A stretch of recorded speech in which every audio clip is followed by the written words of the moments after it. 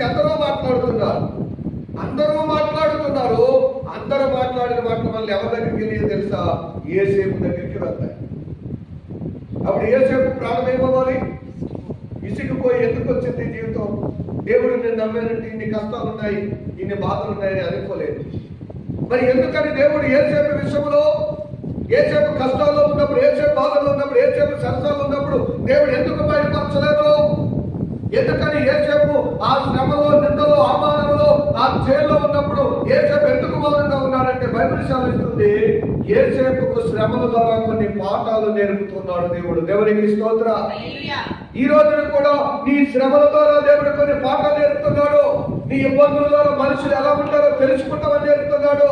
నీ పరిస్థితుల ద్వారా నీ చుట్టుపక్కల ఉన్న వ్యక్తులు నిన్ను నిజంగా ప్రేమిస్తున్నారా, పై ప్రేమ ప్రేమిస్తున్నారా, నీ ఆస్తిని బట్టి ప్రేమిస్తున్నారా, నీ అందాన్ని బట్టి ప్రేమిస్తున్నారా, లేదంటే నీ మాటకి జడిసి వారు ప్రేమిస్తున్నారా?